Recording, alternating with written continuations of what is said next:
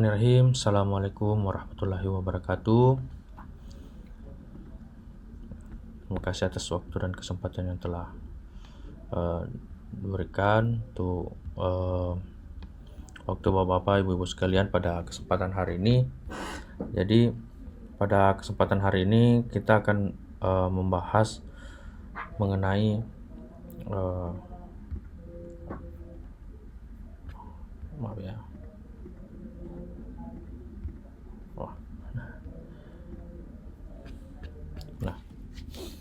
Jadi kita akan lebih memahami terkait hipertensi Bapak Ibu sekalian. Jadi kalau kemarin-kemarin kita akan cuma mengetahui bahwa hipertensi itu apa, kemudian dia gejala dan keluhannya bagaimana, pengobatannya bagaimana, kemudian pencegahannya bagaimana.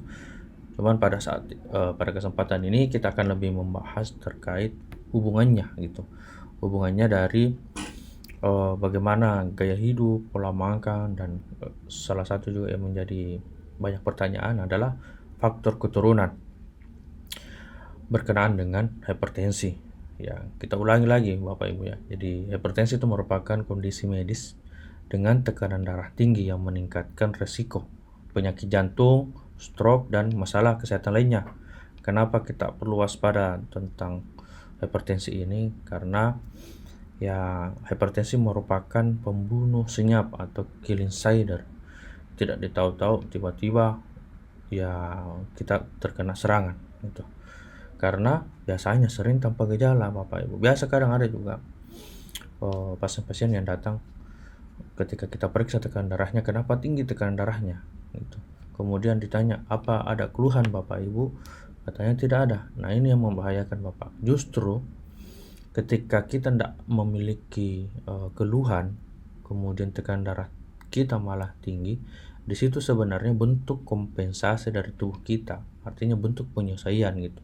Artinya tekanan darah tinggi Bapak atau Ibu yang sedang diderita ini sudah mengalami penyesuaian gitu.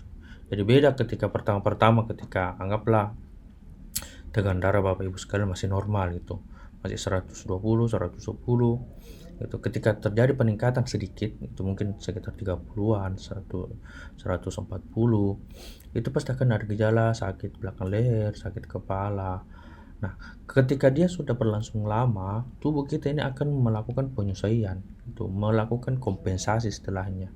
Jadi, tubuh akan memberikan respon sudah tidak mengalami gangguan terhadap itu. Itu karena sudah menjadi sesuatu yang terjadi sudah lama dalam tubuh kita.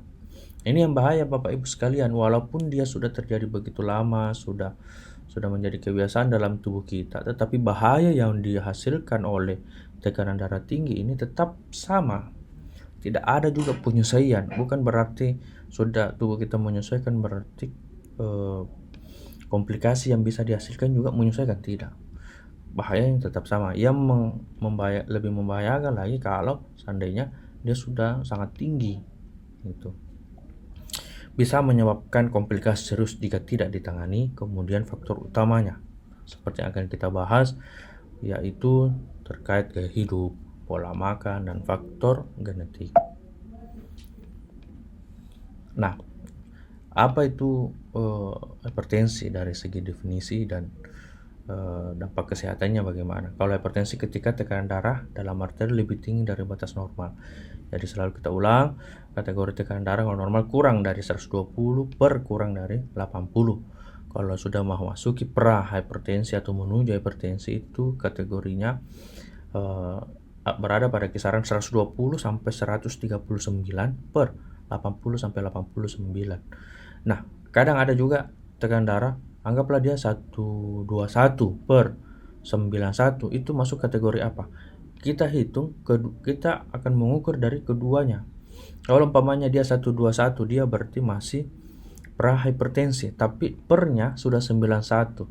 Dia sudah masuk hipertensi tahap 1, karena hipertensi tahap 1 dia berada pada 140 sampai 159 per 90 sampai 99 itu. Jadi dia masuk kategori hipertensi tahap 1 atau grade 1. Gitu. Jadi kita hitung keduanya ya. dia masuk dalam kategori tahap apa. Yang paling tinggi dia masuk kategori itu. Ada juga hipertensi tahap 2, dia lebih dari 160 sampai lebih dari 100. Ada kita punya batasan juga untuk tahap 2 ini, dia cuman pada range 160 sampai 179 per 100 sampai 109. Kalau tekanan darah kita sudah lebih dari 180 per 110, itu sudah masuk kategori hipertensi emergensi, Bapak. Artinya emergensi, kata-kata emergensi di sini merupakan suatu kegawat daruratan. Iya, kegawat daruratan karena ketika terjadi peningkatan yang secara tiba-tiba, itu bisa menyebabkan masalah kesehatan yang fatal. Dampaknya pada gangguan pada jantung, ginjal, dan otak. Meningkatkan resiko serangan jantung dan stroke. Ini kalau yang tiba-tiba, Bapak. Tapi dalam jangka waktu panjang juga bisa menyebabkan gangguan pada ginjal atau masalah fungsi ginjal akan menurun. Nah, yang biasa kita dengar penyebab dari cuci darah salah satunya karena penyakit hipertensi lama. Nah, apa faktor penyebab hipertensi? Kita akan mulai menghubungkannya, Bapak ya. Mulai dari gaya hidup, ya kurangnya aktivitas fisik. Jadi kurangnya aktivitas fisik ini menyebabkan metabolisme dalam tubuh kita akan berkurang, menyebabkan penumpukan lemak lebih banyak, menyebabkan terjadinya munculnya plak-plak lemak di dalam pembuluh darah yang akibatnya menyempitkan aliran darah sehingga menyebabkan aliran darah menjadi lebih cepat. Terdapat stres berlebihan. Stres berlebihan di otak ini, Bapak, akan menghasilkan hormon stres. Hormon stres ini secara otomatis dalam tubuh kita itu akan mempengaruhi ke jantung dan pembuluh darah, yang efeknya akan lebih meningkatkan pembuluh darah. Contoh mungkin ya, ketika kita lagi ada gangguan pikiran, kita akan merasa berdebar-debar, berkeringat, anggaplah kayak mulus-mulus juga. Itu adalah efek dari hormon stres, Bapak Ibu ya. Kemudian kebiasaan merokok dan konsumsi alkohol. Kebiasaan ini pada pembuluh darah dan jantung akan menyebabkan kekakuan. Jadi ketika aliran pembuluh darah ini mengalami kekakuan, dia tidak memiliki elastisitas yang baik sehingga akan menyebabkan meningkatnya aliran darah. Nah, sekarang bagaimana dengan pola makan? Konsumsi tinggi garam dan lemak. Kenapa selalu yang disalahkan garam, Bapak? Untuk meningkatkan tekanan darah, karena seyogyanya garam ini di dalam pembuluh darah kita, dia akan menarik cairan lebih banyak, itu sehingga volume cairan dalam darah kita itu akan berkurang sehingga akan meningkatkan aliran darah, Bapak ya. Makanya kita disarankan untuk selalu banyak minum air untuk mencukupi volume cairan dalam darah kita. Nah, itu kalau ketika volume cairan dalam darah kita cukup, itu juga akan menurunkan aliran pembuluh darah. Kemudian kurangnya serat dan nutrisi, sehingga kenapa kurangnya serat dan nutrisi itu akan berdampak lebih ke metabolisme, Bapak. Jadi untuk kita meningkatkan energi itu kita kurang mendapatkannya. Itu faktor keturunan. Saya biasa mengatakan, apakah ada hubungan langsung, Bapak ya, hubungan langsung terkait keturunan dengan kondisi hipertensi? Kalau saya bilang secara langsung tidak ada faktor keturunan, tetapi secara tidak langsung ya, secara tidak langsung itu orang yang berada dalam satu rumah pastinya konsumsinya sama. Jadi ketika orang tua makan yang ada di atas meja, anak juga makannya sama gitu. Nah, makanya ini penting, Bapak Ibu sekalian, ketika kita sudah mengalami tekanan darah tinggi, tentunya anak-anak kita, istri kita yang ada di rumah, kemungkinan besar ya, tidak pasti, tapi kemungkinan besar juga nantinya akan mengalami hal yang sama. Gitu. Secara genetik memang sebenarnya ada hubungan ya. Cuman itu tidak terlalu besar. Yang akan berdampak lebih besar itu pada ya faktor pola makan yang sama di rumah nih. Jadi tidak dapat dihindari, tetapi bisa dikontrol dengan pola hidup sehat. Nah, apa dampak hipertensi bagi kesehatan? Seperti yang kita ketahui bahwa dampaknya akan merusak organ, mulai dari jantung, risiko serangan jantung dan gagal jantung ya. Kemudian ke otak bisa menyebabkan stroke dan gangguan kognitif. Kemudian ginjal berpotensi menyebabkan gagal ginjal kronis ya, bisa menyebabkan cuci darah pada akhirnya. Pada mata bisa menyebabkan retinopati hipertensi, dapat menyebabkan kebutaan ya, atau mengalami penurunan penglihatan ya. Makanya penting untuk kita mengontrol tekanan darah agar organ tetap sehat.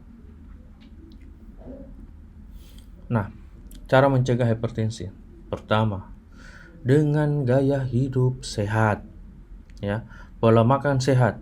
Kurangi konsumsi garam minimal 5 gram per hari, atau biasanya ya sekitar 1 sendok per hari, 1 sendok makan ya. Paling banyak itu Bapak. Kemudian perbanyak makan sayuran, buah dan biji-bijian. Kemudian batasi makanan konsumsi olahan, karena tentunya di dalam makanan olahan itu penakaran garam itu supaya mereka kan maunya makan mereka terasa gitu ya, makanan yang dijual-jual ya. Itu kita tidak bisa ukur lagi, semakin sering kita makan olahan pasti konsumsi garam juga kita akan berlebihan. Gaya hidup aktif untuk meningkatkan aktivitas tubuh kita. Jadi otot-otot pembuluh darah kita itu akan mengalami penurunan penumpukan lemak, kemudian akan lebih elastis lagi pembuluh darah kita. Yaitu minimal melakukan olahraga minimal 30 menit sehari, bisa juga stretching saja di rumah ya. Hindari duduk terlalu lama. Kalau umpamanya sudah sekitar 30 menit, 1 jam duduk, coba berdiri dulu, stretching, pemanasan dulu lagi gitu ya.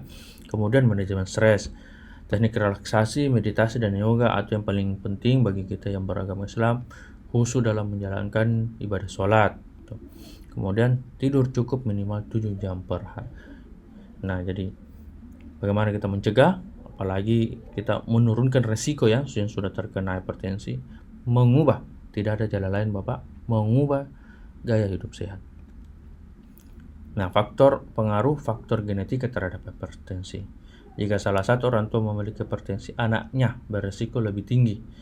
Faktor genetik bisa dikombinasikan dengan gaya hidup buruk, memperburuk kondisi yang seperti saya bilang tadi. Ketika orang tua sudah tekan darah tinggi ya, hipertensi, terus makanannya juga di rumah tidak dijaga ya, lama kelamaan orang-orang yang berada dalam satu rumahnya akan ikut-ikutan juga. Pencegahan tetap bisa kita lakukan dengan menjalani pola makan sehat, rutin berolahraga, menghindari stres. Jadi ya hindari makanan-makanan cepat saji Bapak ya, makanan-makanan olahan ya, gorengan, kemudian margarin atau gula yang berlebih, itu juga sangat berpengaruh. Alternatifnya, pilih makanan segar, gunakan rempah alami sebagai pengganti garam. Jadi kesimpulan Bapak, hipertensi bisa dicegah. Jadi hipertensi itu kondisi serius tapi dapat dikontrol. Gaya hidup sehat sangat berperan dalam pencegahan.